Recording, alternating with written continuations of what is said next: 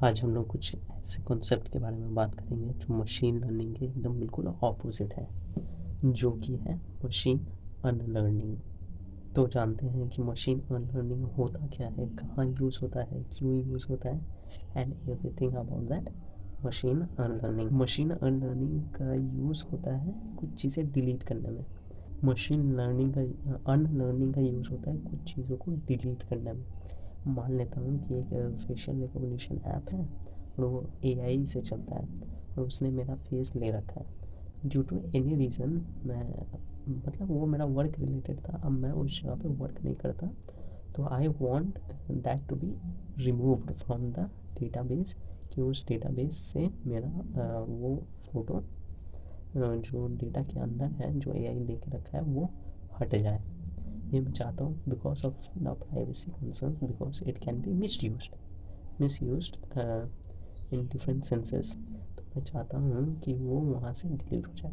तो ये करने के लिए ये बहुत कॉम्प्लेक्स चीज़ है, क्योंकि जैसे हम लोग हैं कि हम लोग कुछ अगर याद कर लें तो वो भूलना हम लोग के लिए हार्ड हो जाता है, हमें ओवरराइट करना पड़ता है, या फिर कुछ कुछ चीज़ें हो जाती हैं कि कुछ इंपॉर्टेंट चीज़ें हो गई तो, या फिर कुछ बुरी चीज़ें हो गई तो उन्हें याद रखना बहुत ही ज़्यादा आसान हो जाता है, तो विच कैन बैकफायर। तो अब इसको ही करने के लिए डिफरेंट मोड्स रहते हैं, आज उसी के बारे में जानेंगे कि ये किया कैसे जाता है इन अ सेफ वे, जैसे कि बहुत ज़्यादा खर्चा भी ना हो और हम लोग का प्राइवेसी भी मेंटेन रहे। और ये मशीन लर्निंग का कॉन्सेप्ट इसलिए आया क्योंकि कौन ही चाहेगा कि जो सिर्फ इतने छोटी चीज़ के लिए पूरे के पूरे मॉडल को ही पूरे के पूरे मॉडल को ही फिर से ट्रेन करना पड़ेगा हम लोगों को। ये कौन नहीं चाहेगा, ऑब्वियसली कोई नहीं चाहेगा, क्योंकि इससे डेटा सेंटर्स पे खर्चा होगा, बाकी सारी चीज़ों पे खर्चा होगा, एंड जितना भी अभी तक डेवलपमेंट हुआ है वो पूरा एकदम उसका कबाड़ा हो जाएगा। So nobody would want that. और इस प्रोसेस को भी करने के बहुत सारे तरीके हैं और हम लोग अभी उन्हीं तरीके में से कुछ जो तरीके होते हैं उनके बारे में हम लोग अभी जानेंगे। तो वो जो सबसे पहला तरीका आ जाता है वो हो जाता है एग्जैक्ट अनलर्निंग मेथड। इसमें ऐसा ही हो जाता है, मतलब कि हम लोग पूरे मतलब मॉडल को हम लोग फिर से ट्रेन करते हैं, लेकिन उसका प्रोसेस थोड़ा सा अलग हो जाता है ट्रेनिंग का। उसको ही सिंप्लीफिकेशन, और उसी को सिंप्लीफाई करने में कुछ चीज़ें यूज़ होती है, वही हम लोग जानेंगे, जो आ जाता है एग्जैक्ट अनलर्निंग में। तो पहले आ जाता है कि जितने भी एग्जैक्ट अनलर्निंग मेथड्स रहते हैं उनमें से एक बहुत ज़्यादा फेमस है, जिसे हम लोग शीशा बोलते हैं। शीशा मतलब sharded, isolation, association, and then there is slicing association. मैंने सियास बोलते हैं लेकिन वो सीसा होता है, SISA। दिस इज़ तो उसमें से सबसे पहले के बारे में बात कर लेते हैं, जो होता है शार्डिंग। शार्डिंग में क्या किया जाता है कि जितना भी डेटा है उसको सबसे पहले डिवाइड किया जाता है अलग अलग चीज़ों में। जैसे कि अगर मैं जस्ट फॉर एग्ज़ाम्पल दे रहा हूँ, जैसे कि मैथ्स का अलग शार्ड बन गया, इंग्लिश का अलग शार्ड बन गया, कंप्यूटर का अलग शार्ड बन गया, कंप्यूटर साइंस सब्जेक्ट का अलग शार्ड बन गया। सो दिस इज़ कॉल्ड शार्डिंग। तो ऐसे करके शार्डिंग हो जाता है। फिर हो जाता है आइसोलेशन। फिर ये जो शार्ड्स हैं उन सबको अलग से ट्रेन किया जाता है, अलग मॉडल से ट्रेन किया जाता है। वो एज ए यूनिफाइड तरीके से ट्रेन नहीं होते हैं, मतलब वही चीज़ है कि हम लोगों ने चीज़ों को डिवाइड कर दिया and then we are training it individually, जिससे कि वो इंडिपेंडेंट हो जाए। फिर आ जाता है स्लाइसिंग। और ये जो स्लाइसिंग कॉन्सेप्ट है थोड़ा सा समझने में हार्ड होगा, लेकिन बिकॉज ऑफ दिस हम लोगों को मॉडल ट्रेन करने में ईजी होता है, और ये अनलर्निंग प्रोसेस करने में भी ये बहुत ज़्यादा इंटीग्रेट रोल प्रोवाइड करता है। इसमें क्या किया जाता है कि मान लेते हैं हम लोग का डेटा 100% का है, तो उसमें क्या किया जाता है कि पहले 10% डेटा को पहले ट्रेन कर लिया जाता है, फिर उस 10% डेटा के बाद जो 90% डेटा है उसमें से 10% डेटा फिर से इन दोनों के साथ बाकी का 10% और ये 10% मिला के ट्रेन हो जाता है।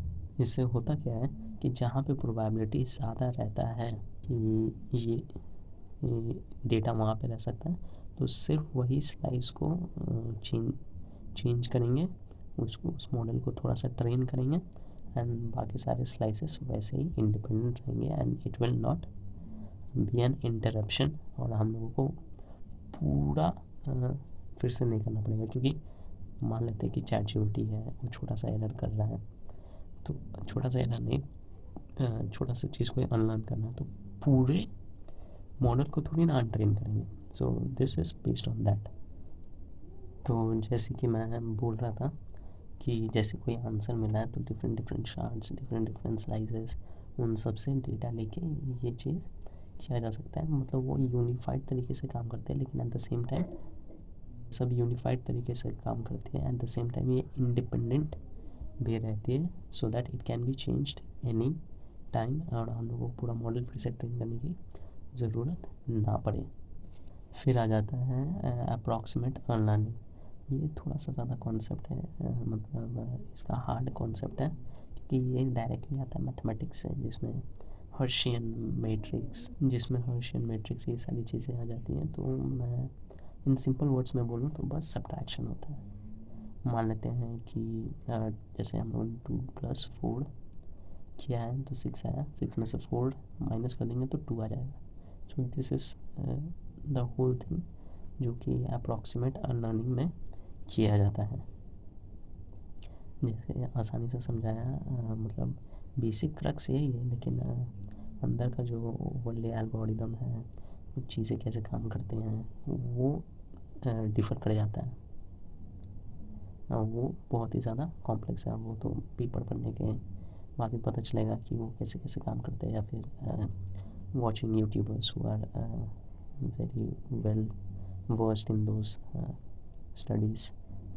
फिर और एक आ जाता है फिशर अनलर्निंग। इसमें क्या किया जाता है कि हम लोग सबसे पहले फाइंड करते हैं कि जो डेटा हम लोग को अनलर्न करना है उसका सबसे ज़्यादा प्रोबेबिलिटी कहाँ है फाइंड करने की। तो जब हम लोगों को वहाँ पे मिल जाता है, तो जो हम लोगों का डेटा रहता है उसी से रिलेटेड हम लोग को एक नॉइज़ भेजते हैं, और वो नॉइज़ ऐसा होता है कि तो वो जब ओवरलैप होता है तो वो उसे सप्रेस कर दें। मतलब हम लोग इसे सब्ट्रैक्शन ही कहते हैं, लेकिन it is done via noise. मतलब वो होता नहीं है कि दो वेव्स मिलते हैं एंड सिंगल वेव बन जाता है because of destructive interference and all those things. तो वैसे ही कुछ दिस फिशर अनलर्निंग में भी होता है, और इसमें नॉइज़ का यूज़ किया जाता है।